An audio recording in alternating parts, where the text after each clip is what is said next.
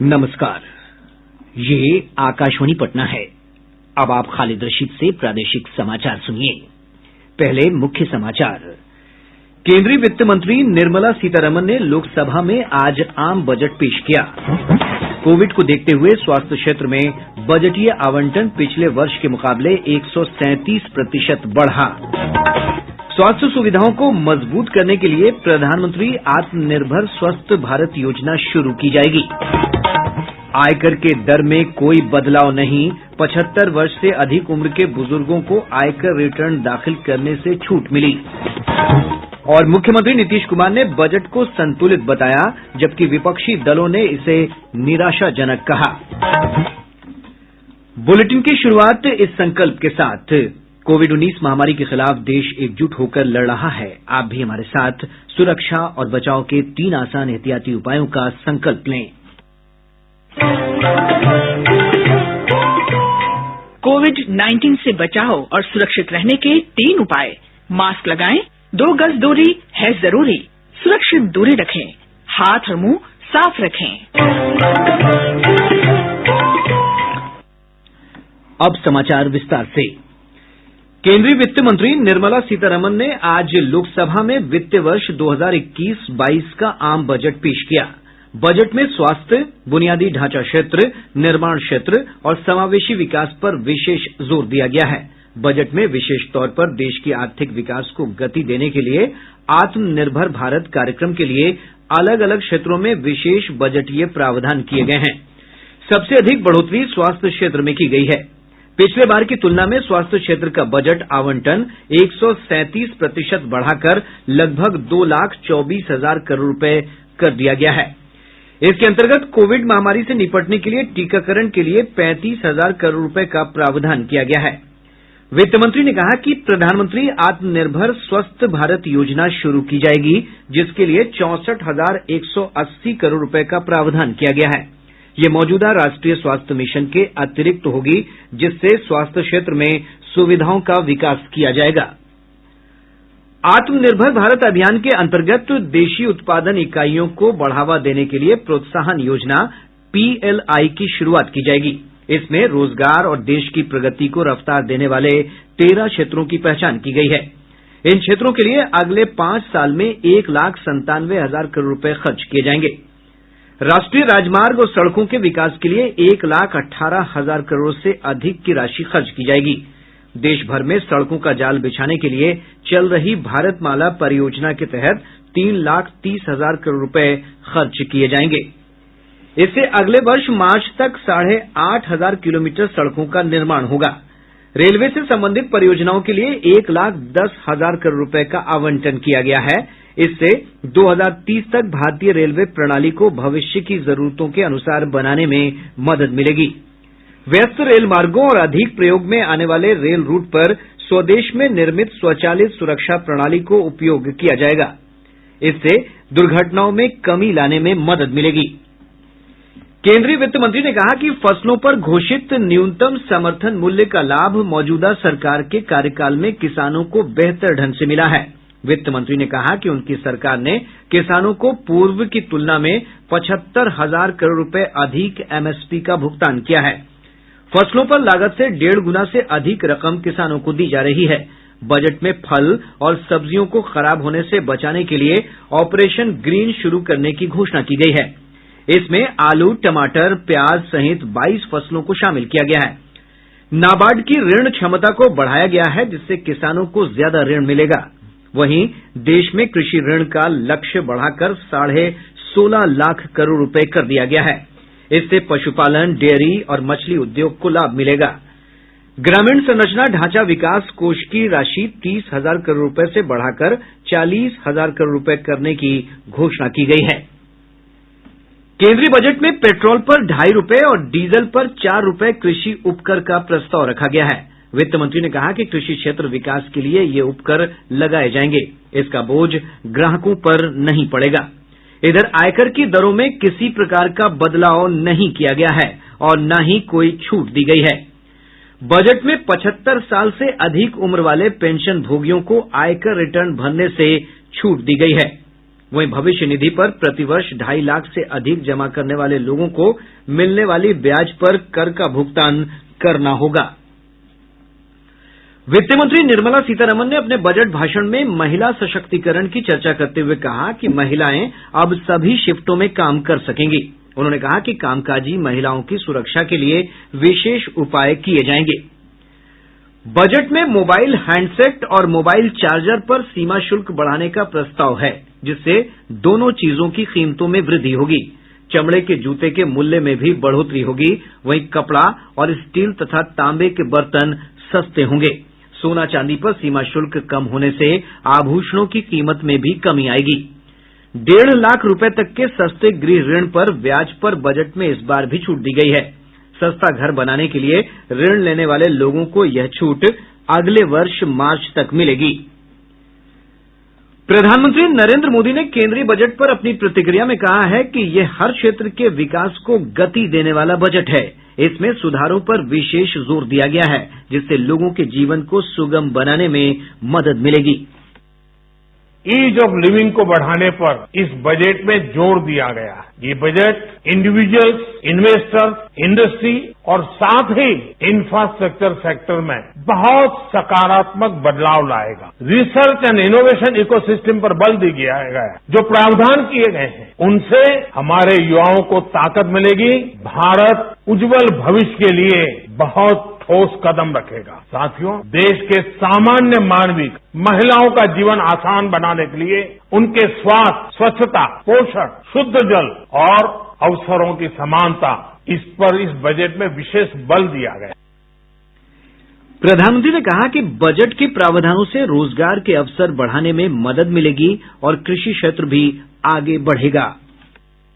देश में ग्रोथ और जॉब क्रिएशन, रोजगार के लिए बहुत लाभ होगा। देश में एग्रीकल्चर सेक्टर को मजबूती देने के लिए, किसानों की आय बढ़ाने के लिए बजट में बहुत जोर दिया गया है। कई प्रावधान किए गए। एग्रीकल्चर सेक्टर में किसानों को और आसानी से और ज्यादा ऋण मिल सकेगा। ये सब निर्णय ये दिखाते हैं कि इस बजट के दिल में गांव है, हमारे किसान है। एमएसएमई सेक्टर को गति देने के लिए, रोजगार के अवसर बढ़ाने के लिए इस बार एमएसएमई सेक्टर का बजट भी पिछले साल की तुलना में 2 गुना से ज्यादा कर दिया गया है।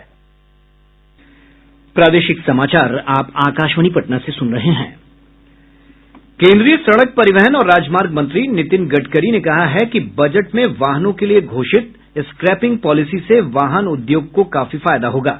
साथ ही पेट्रोल और डीजल जैसे ईंधन के विकल्प पर अनुसंधान और विकास को गति मिलेगी, जिससे पर्यावरण प्रदूषण पर भी प्रभावी तरीके से अंकुश लगाने में मदद मिलेगी। इसमें 51 लाख लाइट मोटर व्हीकल जो है, जो 20 साल से पुराने हैं, ये स्क्रैप हो जाएंगे। तो जो गाड़ी स्क्रैप करेगा वो नई लेने वाला ही है। तो ये ऑटोमोबाइल इंडस्ट्री को और बढ़ावा मिलेगा। 34 lakh light motor vehicle are older than 15 years and 51 lakh light motor vehicle are older than 20 years. बाद में 17 lakh medium and heavy commercial vehicle, 17 lakh older than 15 years without valid fitness certificate. आज पेश किए गए केंद्रीय बजट पर मिली जुली प्रतिक्रियाएं सामने आई हैं। मुख्यमंत्री नीतीश कुमार ने बजट का स्वागत करते हुए कहा कि यह एक संतुलित बजट है। उन्होंने बजट में राज्यों के लिए केंद्रीय करों में हिस्सेदारी बढ़ाने का स्वागत किया है। करीब 24.8 लाख करोड़ रुपए का बजट इन लोगों ने किया है, जो कि वर्तमान में जो है बजट उससे भी ज्यादा है। ऐसी जो परिस्थिति हुई उसके बाद हर चीज को संतुलित करते हुए बजट पेश किया गया, इसके लिए बधाई के पात्र है। और कोई ऐसा विषय, चाहे वो देख लीजिए स्वास्थ्य का सवाल हो या आपको विकास का सवाल हो, सड़कों के निर्माण का सवाल हो, कृषि का सवाल हो, किसी भी क्षेत्र में देखिएगा, एनर्जी का प्रश्न हो, हर जगह पर आप देखिएगा बिजली के, हर जगह उन लोगों ने बहुत अच्छी बातें करी है। उप मुख्यमंत्री तारकिशोर प्रसाद ने आम बजट की प्रशंसा करते हुए कहा कि ये देश को आत्मनिर्भर बनाने वाला बजट है। श्री प्रसाद ने कहा कि बजटीय प्रावधानों से वैश्विक महामारी कोरोना के दौर में अर्थव्यवस्था को रफ्तार मिलेगी। उप मुख्यमंत्री रेणु देवी ने अपनी प्रतिक्रिया में कहा कि ये देश की आशाओं और आकांक्षाओं को पूरा करने वाला समावेशी बजट है। विपक्षी दलों ने बजट को निराशाजनक बताया है। राष्ट्रीय जनता दल के वरिष्ठ नेता और विधानसभा में नेता प्रतिपक्ष तेजस्वी प्रसाद यादव ने कहा कि यह आम लोगों की कमर तोड़ने वाला बजट है। उन्होंने कहा कि इसमें करदाताओं को कोई राहत नहीं दी गई है। श्री यादव ने कहा कि बजट में निजीकरण को बढ़ावा दिया गया है और कुछ लोगों का ही इसमें ख्याल रखा गया है। कांग्रेस के प्रवक्ता राजेश राठौर ने कहा कि बिहार के लोगों को बजट से निराशा हुई है। इसमें राज्य के विकास के लिए विशेष पैकेज की घोषणा नहीं की गई है। स्वास्थ्य मंत्री मंगल पांडेय ने बजट को जन आकांक्षाओं को पूरा करने वाला उम्मीदों से भरा बजट बताया है। श्री पांडेय ने कहा कि वित्त मंत्री ने बजट में न केवल कृषि बल्कि स्वास्थ्य और शिक्षा जैसे विषयों पर बजटीय प्रावधान बढ़ाया है, जिससे आत्मनिर्भर भारत अभियान को और गति मिलेगी। भाजपा के प्रदेश अध्यक्ष डॉक्टर संजय जायसवाल ने आम बजट की सराहना करते हुए कहा कि इसमें सभी वर्गों की जरूरतों का ख्याल रखा गया है। श्री जायसवाल ने कहा कि कोरोना महामारी और राजस्व संग्रहण में परेशानियों के बावजूद वित्त मंत्री ने एक संतुलित बजट पेश किया है, जिससे भविष्य के बढ़ते भारत की राह आसान होगी। बिहार चैम्बर ऑफ कॉमर्स ने भी बजट का स्वागत किया है। चैम्बर के अध्यक्ष पीके अग्रवाल ने कहा है कि बजट स्वास्थ्य, आधारभूत ढांचा विकास और आर्थिक सुधार पर केंद्रित है। उन्होंने कहा कि ये बजट कोविड महामारी के कारण देश में आई आर्थिक मंदी से उबारने में मदद करेगा। बिहार इंडस्ट्रीज एसोसिएशन ने आम बजट का स्वागत किया है। संघ ने कहा है कि सूक्ष्म, लघु और मध्यम उद्योग एमएसएमई के लिए बजटीय प्रावधान दोगुना करने से छोटे उद्योगों को इसका लाभ मिलेगा। राज्य में आम लोगों ने बजट को सुधार को गति देने वाला बजट बताते हुए इसकी सराहना की है। आकाशवाणी से बातचीत में लोगों ने अपनी प्रतिक्रिया में बजट को आर्थिक विकास को गति देने वाला बताया है।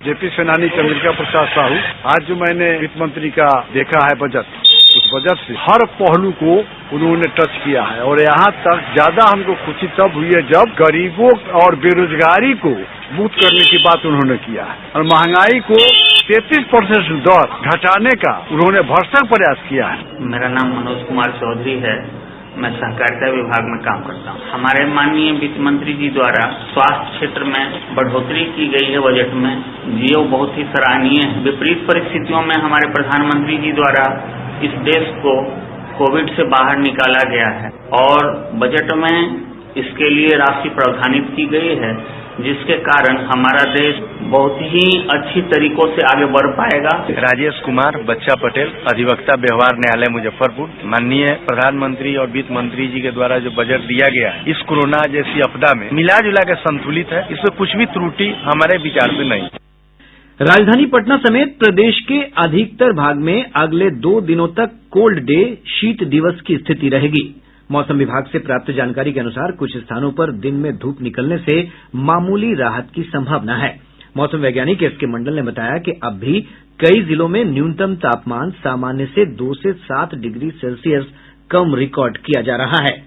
न्यूनतम तापमान की बात करें तो इसमें आंशिक वृद्धि हुई, जबकि यह सामान्य से 2 से 7 डिग्री सेल्सियस तक नीचे है। पिछले 24 घंटों के दौरान पटना, भागलपुर एवं पूर्णिया में घना कोहरा के साथ सुपौल, फारबिसगंज एवं सबौर में शीत दिवस एवं भागलपुर, पूर्णिया, छपरा, मुजफ्फरपुर एवं दरभंगा में गंभीर शीत दिवस की स्थिति रही। सबसे कम न्यूनतम तापमान 3.4 डिग्री सेल्सियस गया में दर्ज किया गया।